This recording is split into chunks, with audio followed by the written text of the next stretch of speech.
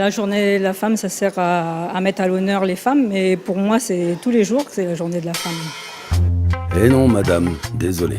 Ce n'est pas tous les jours la journée de la femme. Cela ne se produit malheureusement qu'une fois par an, le 8 mars, mais c'est partout dans le monde. Alors, dans Parole d'élus, comme chaque semaine, on est allé interroger nos élus. On leur a demandé comment ils la vivent, cette journée de la femme, ce qu'il faut faire, ce qu'il ne faut absolument pas faire ce jour-là. Et puisque ça a l'air si formidable la journée de la femme, pourquoi pas une journée de l'homme ? Bref, à quoi ça sert vraiment la journée de la femme ? Ça doit servir à réfléchir sur la condition des femmes. C'est pas une journée ordinaire. La part des hommes qui pensent que cette journée ne sert à rien ou est ridicule, ou pourquoi une journée par an, etc., cette part-là diminue de plus en plus. Pour nous, dans le monde kanak, la femme, c'est quand même quelqu'un d'important, c'est celle qui donne la vie. La première chose que je ferais, c'est de respecter ma mère, parce que je pense qu'à la base, on doit respecter sa maman. C'est elle qui nous met au monde. Et déjà, quand on sait respecter sa maman, on respecte la femme en général. Si nous, on est là aujourd'hui, c'est parce qu'il y a la femme. Les liens qui sont tissés, les relations qui sont tissées, c'est toujours à partir de la femme. Les relations que la femme noue.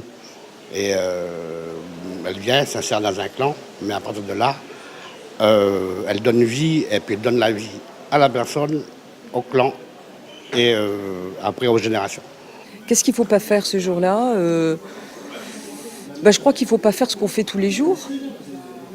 C'est-à-dire aller travailler, aller faire les courses, parce que c'est 364 jours par an qu'on fait ça. Déjà d'avoir un moment de convivialité, de partage, pour moi c'est important. Un moment où la femme peut se poser, boire un petit thé, manger des petits gâteaux, discuter. Pour être avec d'autres femmes et parler de la cause des femmes, parce qu'il y a encore beaucoup de chemin à faire pour arriver vers une égalité complète homme-femme. Il faut un moment de convivialité, donc qui soit culturel, entre femmes, mais aussi avec les hommes. C'est un point sur lequel je veux insister. Et peut-être qu'on aura besoin des hommes à ce moment-là, parce qu'on n'est absolument pas sectaire. Mais je crois qu'il faut un moment entre nous avant de l'ouvrir aux hommes. Il ne faut pas se renfermer et avoir un discours, moi, que je trouve parfois trop féministe. Voilà. La présence des hommes est nécessaire, l'implication des hommes est nécessaire, et ça c'est assez nouveau. Oui, que les hommes nous aident effectivement à porter ce message ce jour-là. Après, ce qu'il ne faudrait pas qu'ils fassent,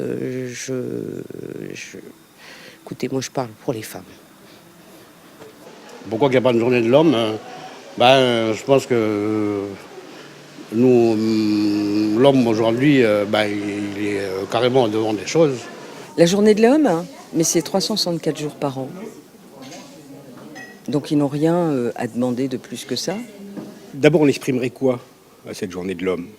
On dirait quoi ? Pour défendre quoi ? Pour évoquer quelle cause ? Donc elle aurait ni réalité ni sens, cette journée de l'homme. Journée de l'homme, on a plein de journées de l'homme. Je pense que la journée de l'homme, peut-être elle va venir un jour sur place, mais on l'a tellement prise pendant des années que peut-être les femmes ils ont du retard pour nous rattraper. Donc laissons-leur rattraper le retard et puis peut-être on fera la journée de l'homme ensuite.